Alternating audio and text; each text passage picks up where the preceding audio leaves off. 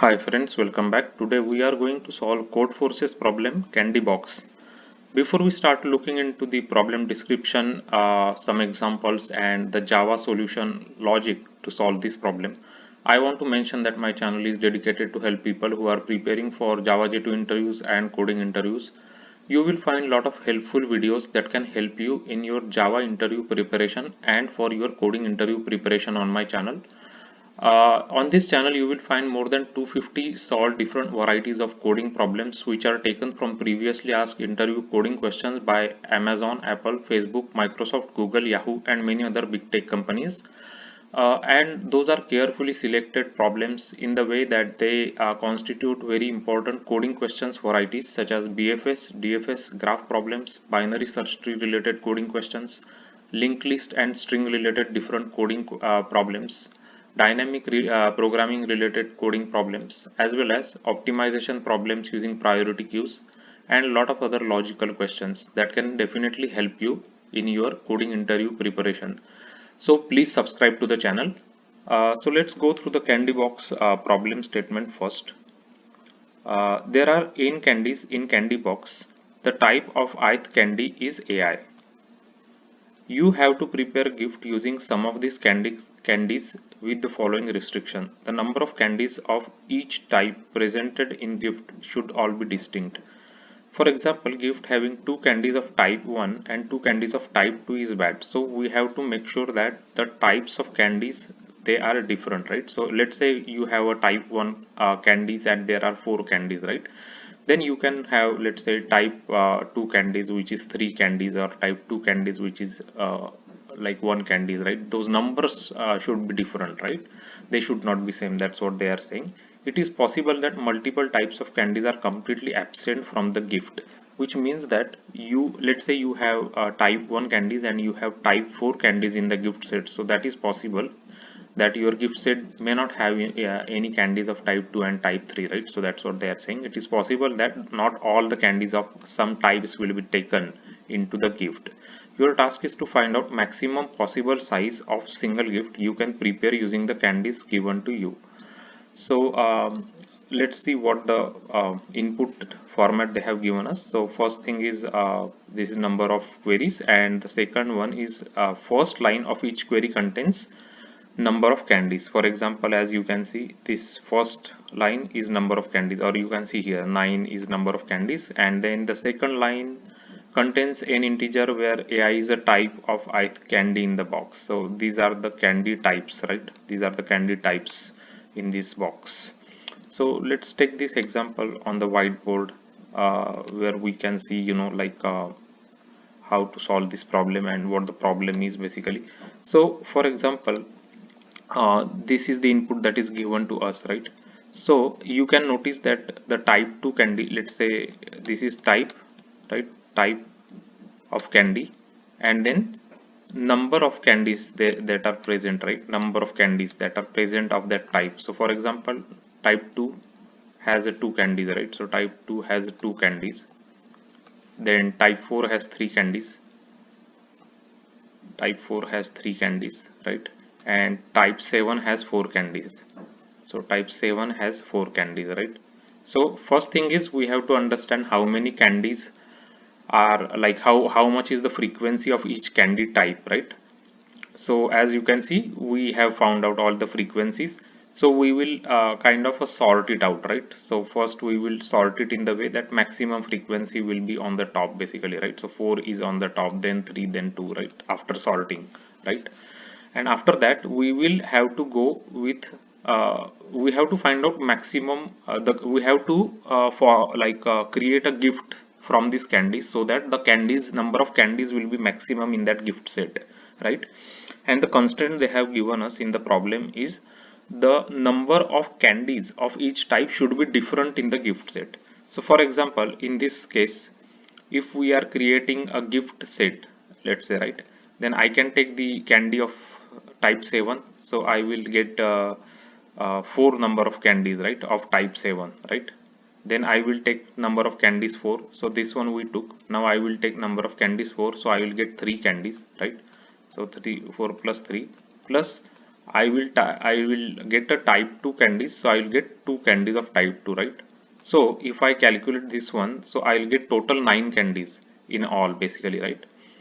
And why we can do that? Because all the numbers of these candies, are different. All the types candies number is different, right? Type 2 has 2 candies, type 4 has 3 candies, type 7 has 4 candies.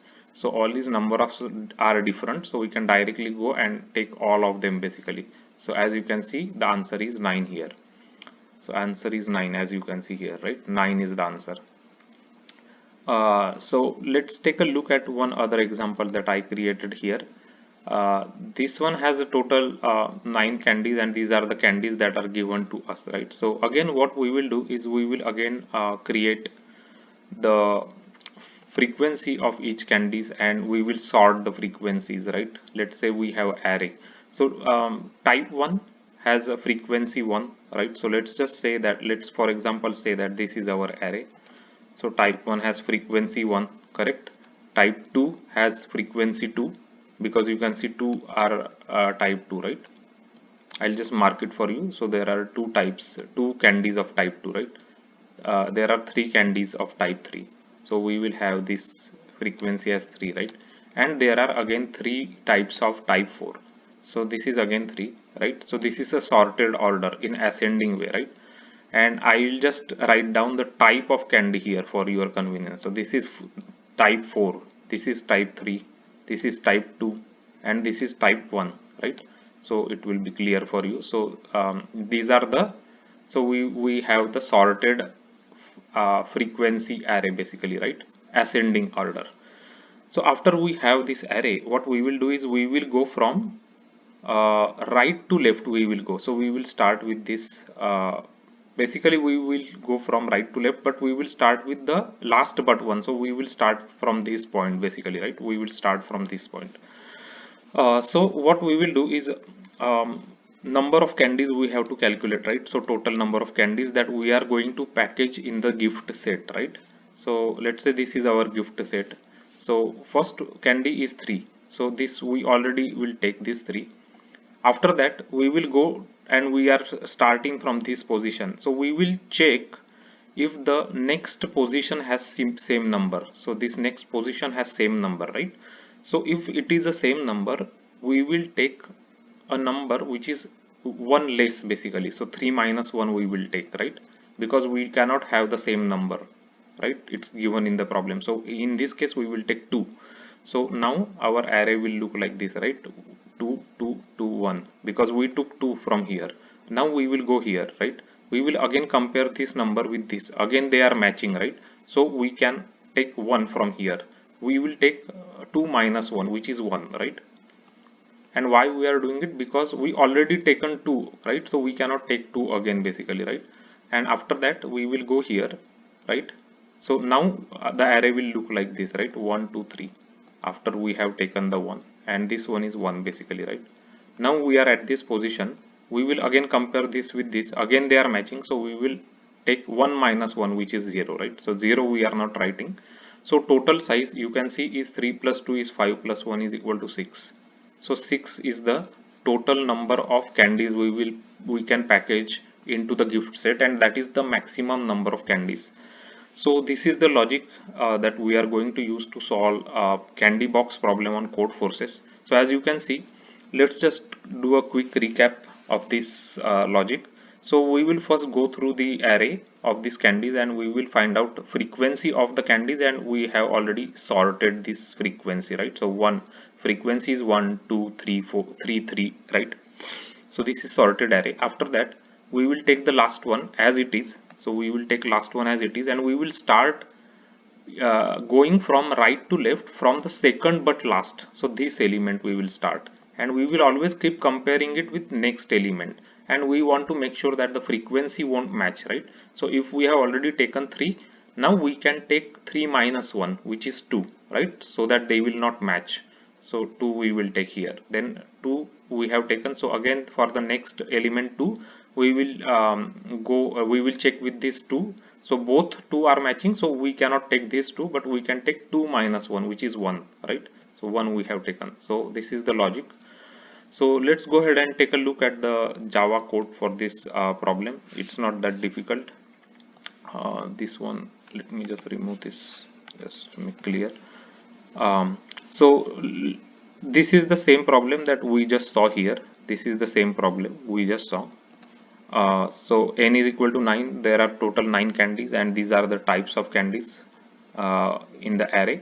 So first we will create a temporary array of the same size, and we will basically calculate the frequency of this temporary array, right? Temporary array will have the frequency of different types of candies, and then we will sort that temporary array. So after sorting, the frequency array will look like this, right? And why zeros are coming? Because we are keeping the same n size, right?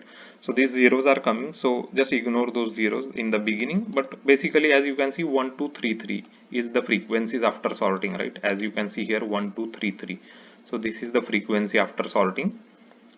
And after that we will go from n minus 2, and we will go until I is greater than equal to 0, I minus minus. So n minus 2 we will start looping, and n minus 2 means this element, right? This element is n minus 2. So we will start looping from this element, and what we will do is, whenever temporary of I is greater than or equal to the next element, right? Greater than equal to next element, we will do temp I is equal to, we will basically take temp I plus 1 minus 1, right? Or 0. We will take maximum of these two things, right? So that is what basically this logic that I explained you. Like, we will compare it with next element, and we will either if they are matching, then we will have to take minus 1 from this element, right? So that's the same logic we are doing here. So this is the same logic. So this way we will populate our temp I array, right? So temp I array we will populate. So temp I array will look like this basically, right? So what I mean to say is, after this one is done, the temp I array will have some zeros here, right? And this one basically will be mapped to 0 1 2 3 after the processing basically, right? So this is the temp I array after the processing is done. So these are some zeros here because we are keeping the same size n of the temp array, so 0 will be by default, right? And after that we will just add these all elements basically to get the total number of candies. So that's what we are doing here. So we are just now, after we have formed our temp I array with this logic that I explained you, this logic of checking with next element and taking, if both are same, then we will take minus 1 from this one, right? Because they should not match. So that's what. So after that we are just summing it up, the temporary array. So we'll get the total sum 6 here, and we'll print that 6 sum here, right? So this is the logic to solve the problem, right? And if this one does not match, let's say if temporary of I is not greater than equal to I plus 1, so what it means is, let's say this array is 1 2 3 3, right? So instead of, let's say if the array frequency is like this, right, then when we are comparing this, it will not match with this. So we will just directly take it as it is basically, right? Because there is no need to subtract 1, because they are not matching anyways, right? So we will take it as it is. So that's what we are doing, right? So so it's pretty clear from this for loop. So let's just go ahead and execute this code and make sure it gives us 6 as the answer. So we are getting 6 as the correct answer. Let's take a couple of unit test cases that they have given us. So this one we will take now. This is a 9. So let's just make sure that we take this test case. So let me just modify this quickly, the input. So this is the test case, and it is giving us 9 as the answer. Let's make sure it's correct. So 9 is the answer, which is correct answer. Let's take a bigger test case of these 16 elements, right? So 16 elements. I already prepared that test case here, so I'll just copy and paste it here quickly. So this is the for the 16 elements, right? So let's go ahead, and we are getting 10 as the answer, and 10 is the correct answer, as you can see here, right? And let's just finish all of this. So let's just take this last one, so we can make sure that all our test cases are passed. So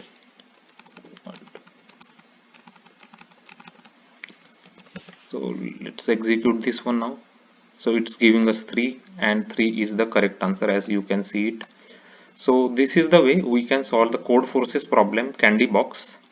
We have basically first created the frequency array and the frequency array from the given input, and frequency array we have sorted it, and then we use the logic of comparing each this item with the next item in the frequency array, right? If they are matching, then we will take -1 from this item so that they will not match in the gift set, right? So that's how we can solve this problem. If you are new to my channel, you will find a code forces playlist on my channel which has a lot of solved code forces example problems explained with whiteboarding sessions and Java code examples. There is another big playlist you will find on my channel, and name of the playlist is lead code and lean code solutions. It has lots of lead code and lean code problems solved and explained with Java code example and whiteboarding sessions. Almost more than 200 different problems are there of all different sorts of varieties you will find there. So you can check it out. It can definitely help you in your interview preparation as well as your Java coding interview preparation. So please check it out, and share this video with your friends and colleagues, and thanks for watching the video.